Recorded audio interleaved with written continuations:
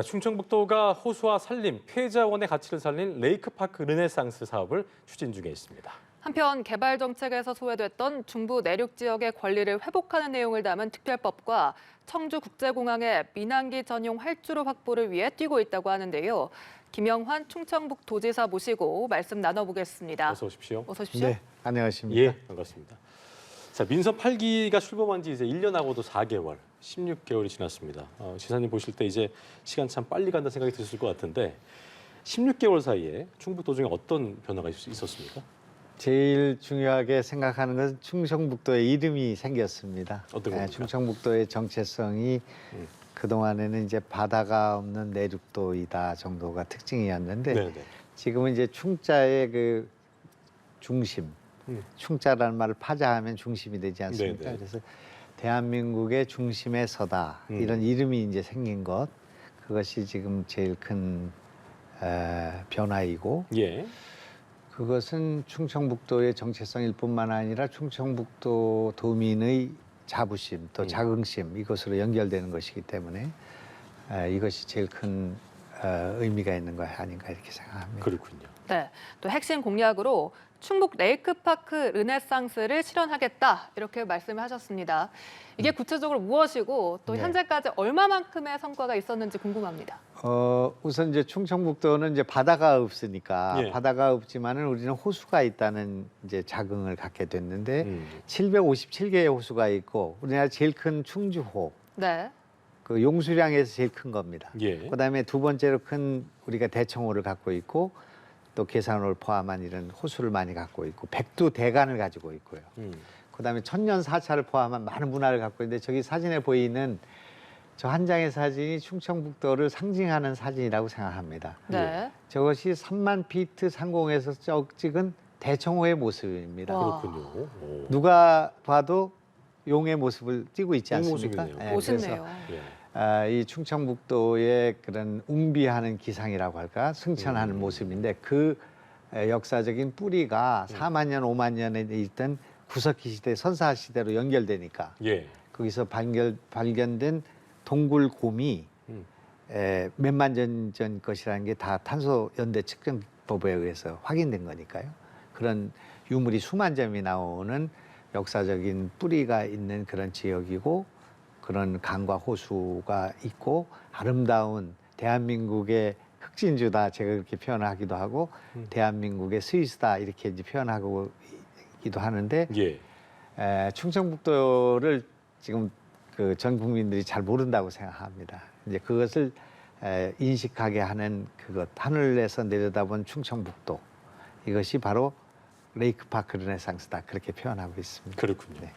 자, 그리고 국내 최초로 의료비 네. 후불제를 시행하셨습니다. 이게 약간 생소하기도 하고 얼핏 들었을 때 이제 뭔가 도민을 위한 제도, 그러니까 나중에 내는 거니까 상당히 생소하면서도 신개념의 의료복지제도 같은데 어떤 사업인지 좀 소개해 주시죠.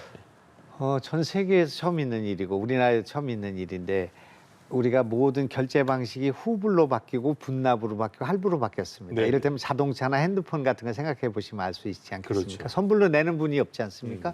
근데 이제 의료비만은 선불을 내야 되고 돈이 없으면 수술을 받을 수 없고 돈이 없으면 퇴원하지 못하는 그런 제도를 지금 계속 유지하고 있으니까요.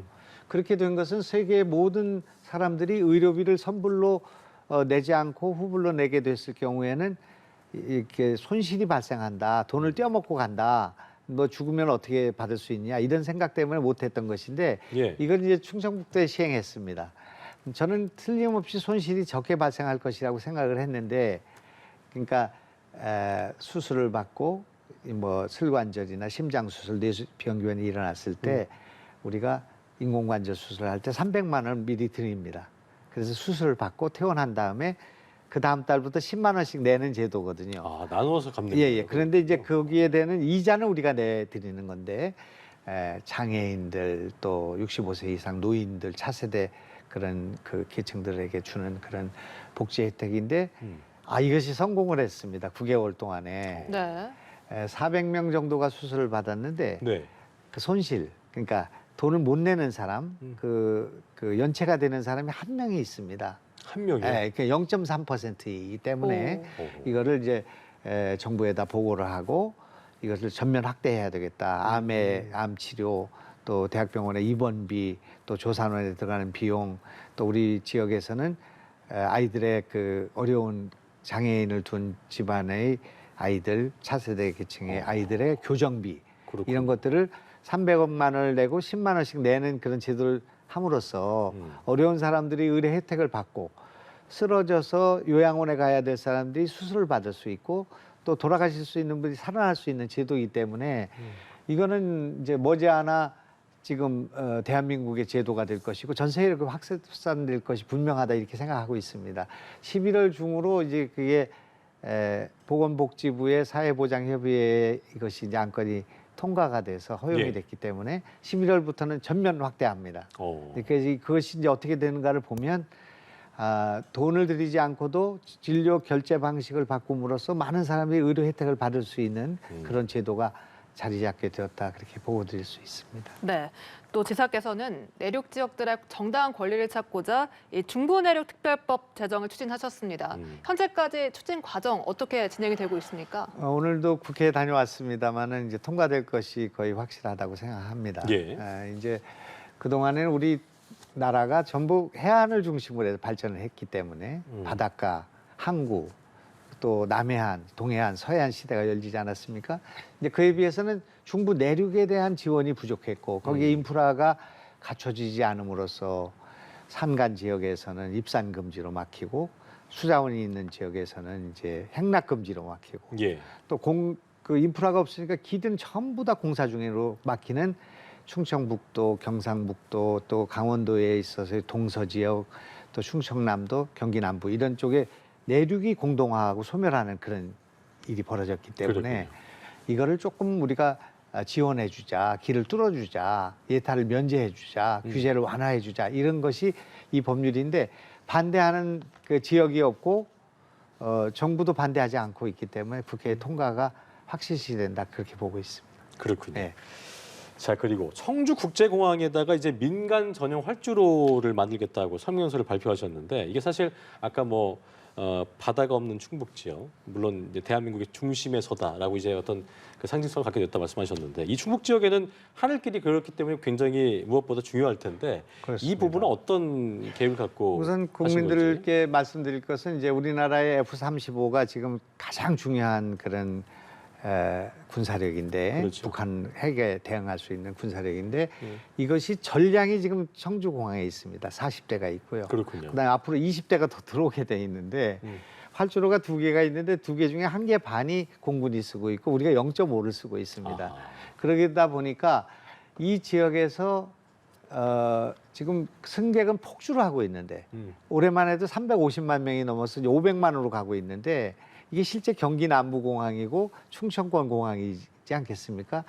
우리가 김포나 영종도 가는 것보다 얼마나 청주가 근접성이 좋습니까? 그렇죠. 그런데 화물기가 한 대도 못 뜨고 있습니다. 화물기가. 근데 조금 이따 말씀할 기회가 있을지 모르겠습니다. 우리나라 첨단 산업이 지금 충청북도에 집중되어 있기 때문에 그것이 다 화물 물류인데 항공 물류인데 항공 물류의 99.99%가 지금 영종도로 가고 있기 때문에 이거 분산하기 위해서는 활주로가 필요하다 이렇게 생각을 해서 비행기가 20대가 더 들어오는 이 상황을 맞이해서 그걸 공항에서 나가라고 할 수는 없으니까 우리 국가 안보를 위해서 그걸 우리가 감수하는 대신에 예. 민간으로 쓸 수 있는 활주로를 하나만 우리가 더 쓸 수 있도록 우리가 한 개만 쓸 수 있도록 해달라 그걸 요구하고 있습니다. 그렇군요. 네. 또 충북이 정말 대단한 일을 해냈습니다. 맞아요. 이 올해 상반기 출생아 증가율 전국 1위를 기록했다는 내용이거든요. 예. 비결이 뭡니까? 우선은 이제 저희가 출생 증가율 1등이 됐는데 지난해 15등이었습니다. 15등이었어요. 네, 15등이었는데 1등으로 올라갔고 0.82였던 출생률이 0.87이 됐고요. 어허. 우리는 이제 1.0을 향해서 가고 있습니다만은 사람들은 이제 아마 우리가 출산 장려금을 한 1,000만 원 주니까요. 그걸 뭐 한꺼번에 주는 건 아니고 5년에 걸쳐 주는데 나눠서. 이거는 네. 과감한 출생 장려금 때문이 아닌가 이렇게 생각하고 있지만 그것이 아니고요. 지금 현재 충청북도가 전국에서 세종시를 빼놓고 경제 성장률이 1등입니다. 1등인데 그것이 어느 정도 1등이냐 하면 대한민국의 성장률의 5배입니다, 지금. 그렇습니까? 예, 우리가 지금 5.9%, 6.0 정도의 증가율을 갖고 있으니까요. 1.2를 상대하면 5배 되는 다섯 거 배인 아닙니까? 거죠, 거의. 예. 투자가 지금 충청북도 민선 1기 제가 도지사 되고 난 뒤에 36조가 집중됐습니다. 그러니까 이런 첨단 산업으로 일자리가 늘어나고 또 젊은 층들이 유입되고 있는 것도 영향이 있고요. 그다음에 아주 촘촘한 세심한 아이는 부모가 낳고 충청북도가 길러준다. 우리는 그런 생각 갖고 있기 때문에 이를테면 임신한 그 임산부가 이를테면 계산이나 보훈에 있을 때 119에 신고를 해놓으면 산부인과 병원을 갈 때 우리가 앰뷸런스 실어 갑니다. 그래서 산부인과 진료를 받고 나면 다시 집으로 데려다 주는 돌봄, 또 늘봄 또는 출산 양육 또 이런 청소년 문제까지를 포함하는 전방위적인 출산 장려 정책을 촘촘하게 만들고 있다. 그렇게 말씀드리고 여기서 성공을 하면 네, 네. 이거를 전국으로 확산해야 되겠다. 그렇게 생각합니다. 그렇군요. 자, 그리고 근로유학생 10,000명을 유치해서 도시와 농촌 지역의 일손 부족 문제도 그렇고요. 또 요즘 뭐 지방 소멸, 지방 대학 소멸 얘기가 좀 위기가 나오고 있는데 이런 소멸 위기를 동시에 극복하겠다는 보관을 내놓으신 걸로 알고 있습니다. 잘 진척이 돼야 할 텐데 어떤 요거 계획이십니까? 이제 우선 뭐 몇 달 사이에 결판이 날 거라고 생각합니다. 예. 내가 10,000명을 하겠다고 선언을 했으니까요. 그 방법은 아주 쉬운 방법에 있다고 생각합니다. 여기까지 지금 농촌에는 지금 일손이 없고요. 공장에는 지금 근로자가 없고, 그다음에 대학에는 학생이 없습니다. 그리고 소상공인들은 장사가 안 된다고 그렇죠. 아우성되고 있으니까 충청북도 한 군데만 17개의 대학이 있는데 거기에다 10,000명을 제가 유치하겠다고 약속을 했기 때문에 그것이 되는가 안 되는가를 보면 된다고 생각합니다. 이것이 기존의 방식과 다른 것은 우리는 몸만 오라는 것입니다. 몸만 오라는 거예요. 돈을 갖고 오지 말고 학비를 가져오지 말고 체류비를 갖고 오지 말고 몸만 와서 일주일에 이틀은 아르바이트를 하자는 겁니다. 그리고 4일은 공부를 하고 하루는 휴식을 하라는 겁니다. 그러면 이틀을 할 때 우리 도에서는 이분들한테 이틀 동안 일할 수 있는 일거리를 주겠다는 겁니다. 아르바이트를 농촌에서 공장에서 그렇게 했을 때 하루에 일당이 12만 원이기 때문에 100만 원 정도의 아르바이트의 수입을 보장해 주겠다는 겁니다. 예. 그렇게 되면 그중에 30%는 등록금 후불로 대학으로 가고 20만 원 정도는 기숙사 비용으로 가고 나머지 50만 원은 자기 용돈을 쓰는 그런 유학생. 우리가 외국에 유학할 때 옛날에 다 했던 방식 아닙니까? 그렇죠. 식기 닦고 접시 닦고 하던 거 아니겠습니까? 그걸 이제 하는데 지금 동남아시아에 있는 뭐 총리나 그 교육부 장관이나 주지사들이 눈이 동그래집니다. 이게. 이제 그래서 이 문제와 관련해서 교육부하고 상의하고 있고 법무부하고 여기 들어올 때 신원 보증을 어떻게 할 것인가 하는 문제에 대해서 그것이 제일 문제니까 데포짓 하는 거 있습니다. 한 2천만 원 이렇게 1,500만 원 그 장학금을 주거나 아니면 은행에 돈을 넣어놔야 비자가 나오는 문제가 있으니까 이런 문제를 해결하기 위해서 아주 특단의 정책을 대안을 지금 마련하고 있는데 이를테면 우리나라에 외국에 가서 10,000명씩 고용하고 있는 공장 또 수천 명씩 일하고 있는 베트남, 인도네시아, 뭐 우즈베키스탄 뭐 이런 등등의 그 몽고 이런 쪽의 공장에 있는 회사에서 추천하는 유학생들을 한국에서 받는 방식을 지금 우리가 모색하고 있는데 좋은 반응을 보이고 있어서 이것이 되는 것인가 안 되는 것인가는 조만간 결말이 날 그러겠네요. 것이라고 생각합니다. 네, 알겠습니다. 지금까지 김영환 충청북도지사와 이야기 나눠봤습니다. 오늘 말씀 고맙습니다. 고맙습니다. 네, 고맙습니다. 네.